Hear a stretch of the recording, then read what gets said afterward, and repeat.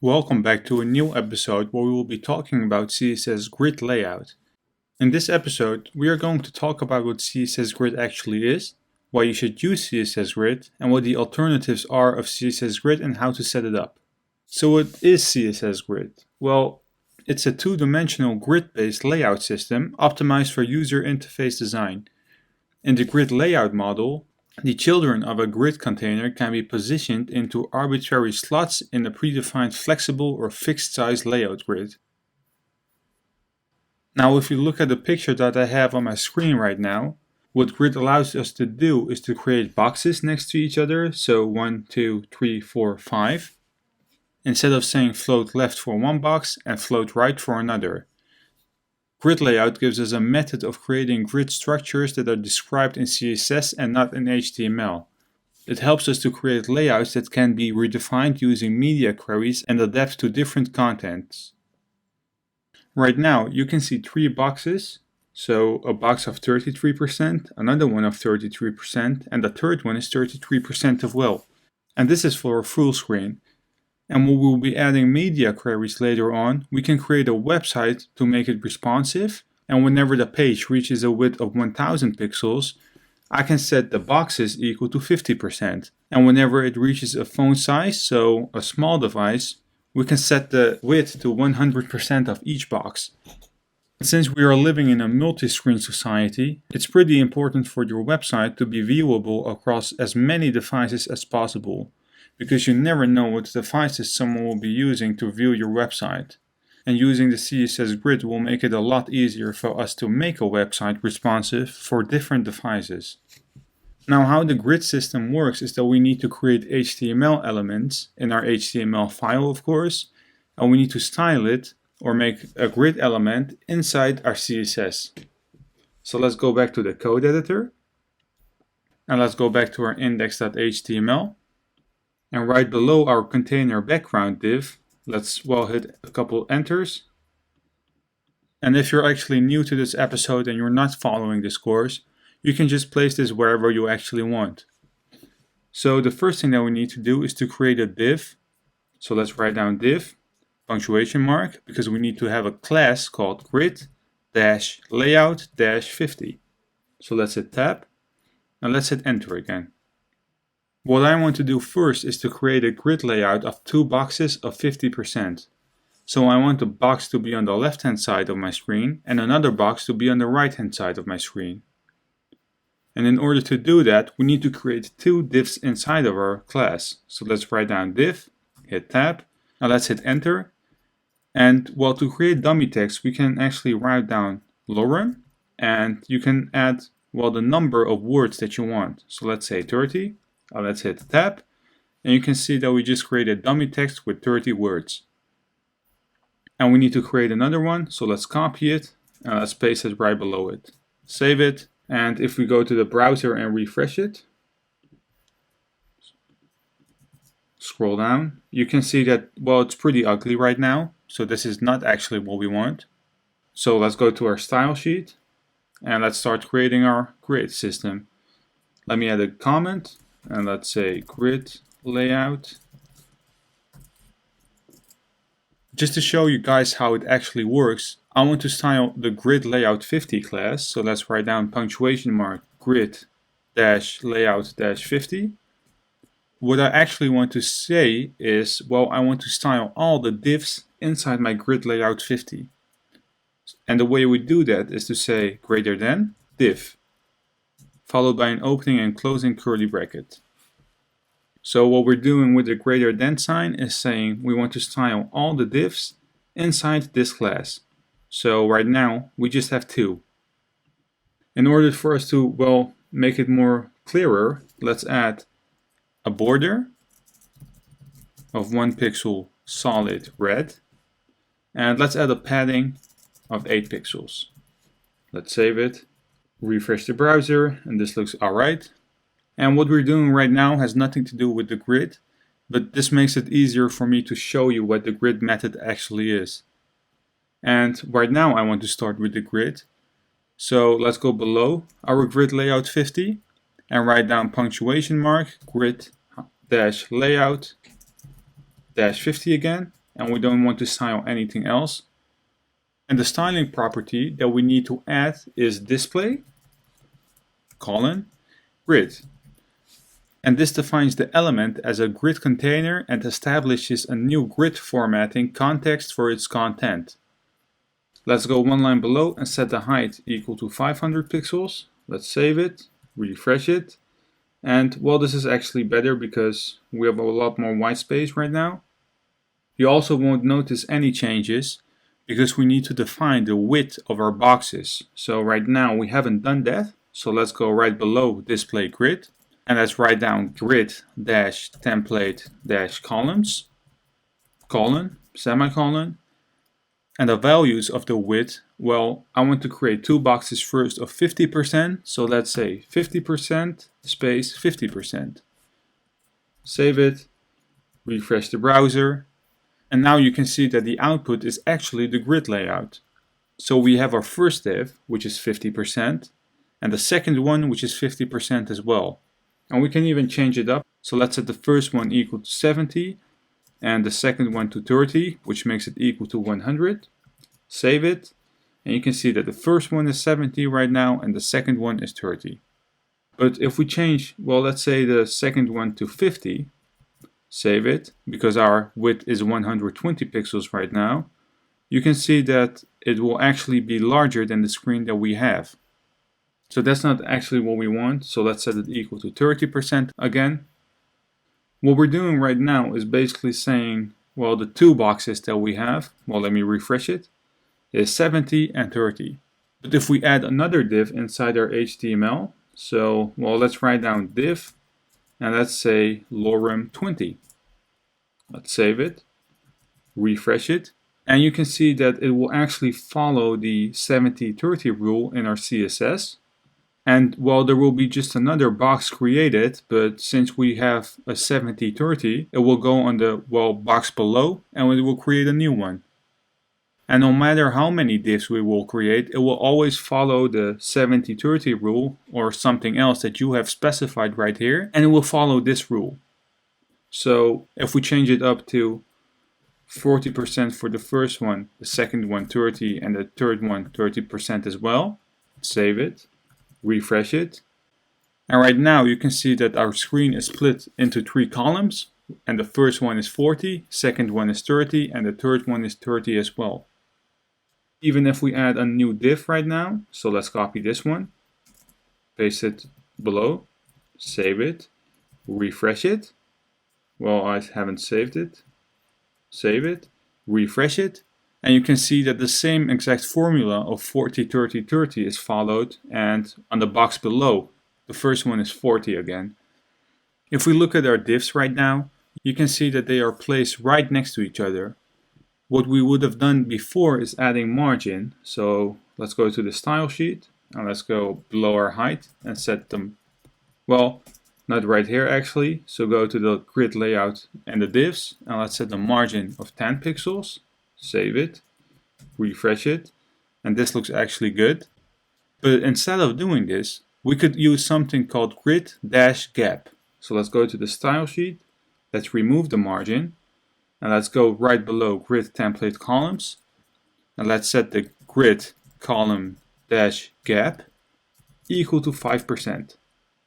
You can actually use whatever unit you want, so you could use pixels, EM, and so on. So let's save it, refresh it. Well, 5% is actually a little bit too much, so let's say 1M. Well, this looks good, because we created white space around it. But you can see that we only created white space in the columns, so always to the right.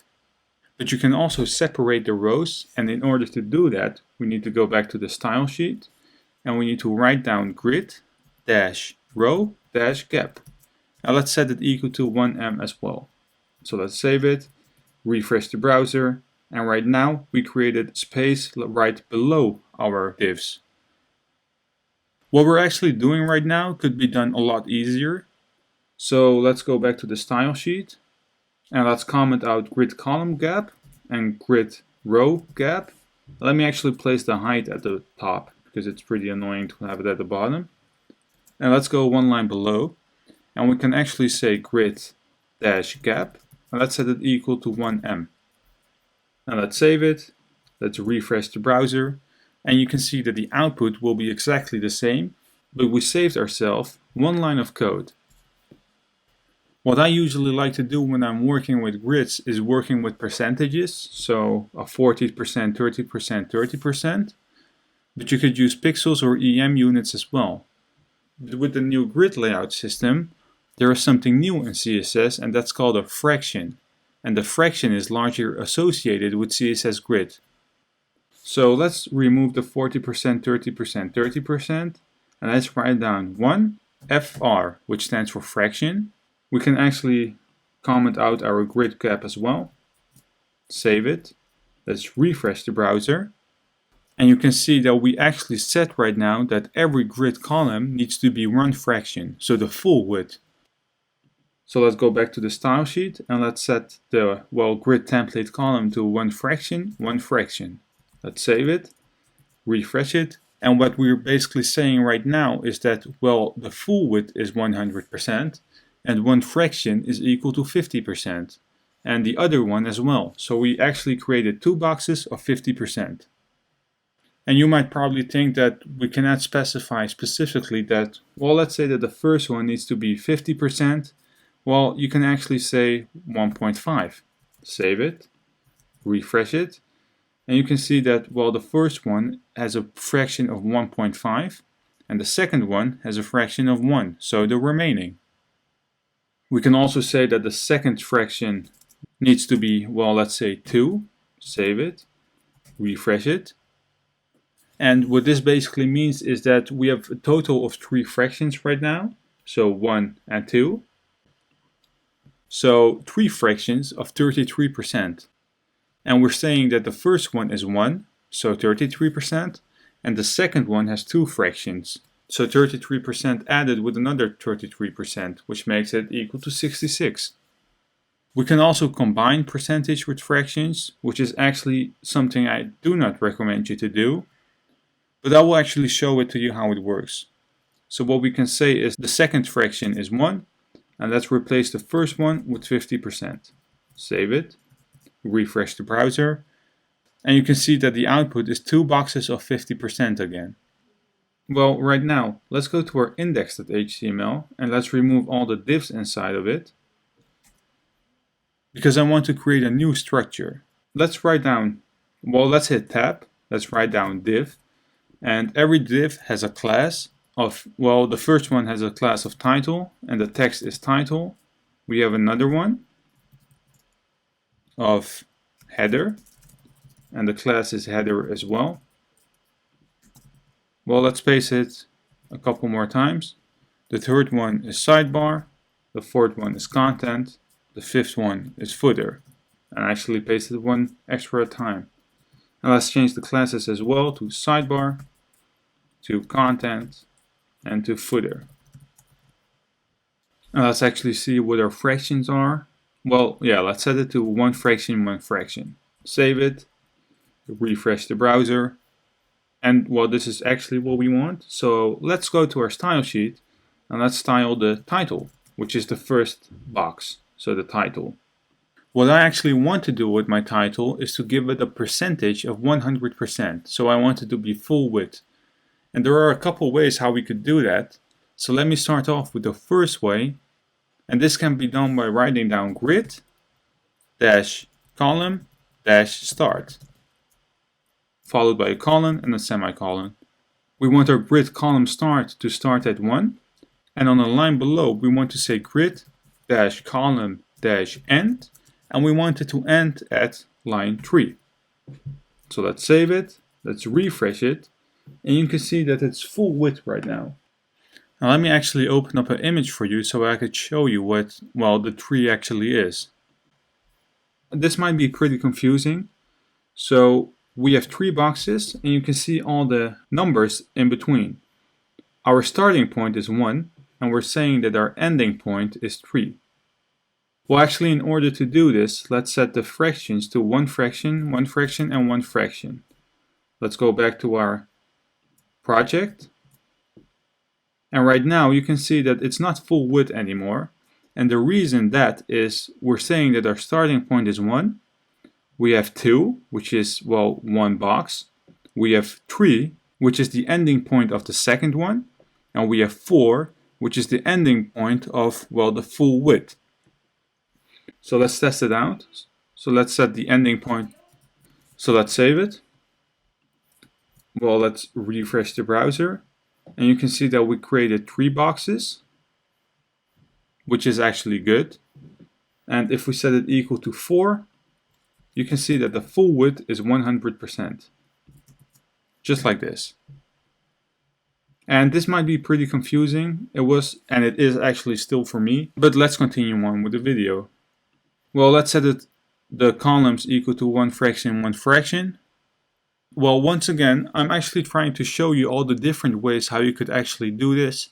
And just like in the column start to end, this can be done a lot easier. So let's comment them out. And on the line below, let's write down grid dash column and set it equal to 1 space slash 3. If we save it and refresh the browser, you can see that the output is exactly the same and we saved ourselves 1 line of code again. What we're doing right here is setting the starting and the ending point in order to create a row. What I want to do right now is to focus on justifying and alignments of items. And justifying items is used to justify the grid items along the row axis. And alignment items are similar to justify items, but aligns the grid items along the column axis. In the grid layout 50 that we created right here, let's create a grid gap of 1 em. And on the line below, let's write down justify dash items colon semicolon. And let's set the value equal to start. Let's save it. Let's refresh it. And right now you can see that all the elements are placed at the start of its column, which makes pretty much sense. And we can also set it equal to center. So let's change start to center. Let me actually add a comment as well. So we have start, we have center, we have end, and we have stretch. And I want to show them all to you. So let's test out center, which will be placed in the center of the box. We have end, which will place it, well, at the end. And we have stretch, which is actually the default, so the full width. Let's actually set the grid template column to 3 boxes again. Let's refresh it, and this is good. Well, we actually need to change the grid columns to 4. Yeah, this is good. We also have align items, and this will basically not stretch it out, but will go the other way. So what we're doing right now is to go in the width, but we want to change it in the height. Right below justify items, let's write down align items and set it equal to start. Save it, refresh it. This will actually be full width, but it will place it at the top. And if we place it in the center, it won't actually be placed in the center of the div. And we have end as well, which will place it at the bottom. And we also have stretch, which is the default again. And let me add the comment right here as well. Let me actually remove these because it's, well, pretty annoying. There is also something which is called align self, and these are pretty much the same as align items, but we need to place them right inside of the divs. Well, let me remove the comments because it's pretty annoying. And right below grid column 1/4, let's write down align dash self and let's set it equal to start. Well, we can actually remove the grid column. Save it, refresh it. Right now we're only applying it to one specific div because we don't want to apply it to everything. What we actually can do is to say punctuation mark header, because we want to style that one as well. We want to style the sidebar. We want to style the content. And we want to style the footer. What we can do right now is to give our header an align self of end. forgot the colon, save it, refresh it, and this will be placed at the bottom. And for the sidebar, we can say justify self to end. Save it, refresh it, and this will place it at the far right. The last thing that I want to show you is how you could place two elements next to one element. And let's remove all the stylings that we just added, because we don't need these right now. And inside the title, let's set the grid-column equal to 1/3. So what we're saying right now is the title needs to span the first block, second block, but not the third one. So let me open the image again. It's right here. So we're saying 1 till 3. So the first one, which is until the second point, and until the third point. So the first block and the second block. We can also say that it needs to go vertical. So right below grid column, let's say grid-row, and I set it equal to 1/3. And this will push one row down. So let's save it, refresh it, and you can see that the title's height is now from 1 until 3. So let me open the image again. So it's from 1 until 3. So two boxes right below each other. And it will push the header and the sidebar to the right. And what we're doing right now is two-dimensional, meaning that it can handle both columns and rows, unlike something like Flexbox, which is largely a one-dimensional system. And I'm not sure if I have actually mentioned it before, the value of grid columns and rows does not need to be a span. So what we're doing is 1/3, which is equal to a span. But we can actually just set it equal to 1 or 3. So let's go to the header and let's say grid-column and let's set it equal to 3. We actually want to style the rows as well. Let's set the grid-row to 1/3. So it will take the wall area. So let's save it, refresh it, and you can see that the header is the same height as the title. We can actually adjust all the divs. So from the sidebar, we can set the grid column to 2/4. So the content will start at, let me open the image again. The content will start at 2 and it will end at 4. Let's save it. Let's refresh it. So the first box placement is empty and it will start at 2 and it will go until 4. And we can specify the rows as well. So let's say grid-row, and that's equal to 3. Save it, refresh it, and you can see that the content is placed to the left and everything below the sidebar is empty. This was it for this episode, where we covered most of the basics of CSS Grid. I actually use Grid for almost everything because it makes my work a lot easier because it's very flexible. If you want a more high advanced video about Grid, there are a lot of them on YouTube, so I recommend you to follow them. But this was more like an introduction to CSS Grid. In the next episode, I want to create 3 boxes next to each other with actual content inside of it. If you do enjoy my content and you want to see more, leave this video a thumbs up, and if you're new to this channel, please hit that subscribe button.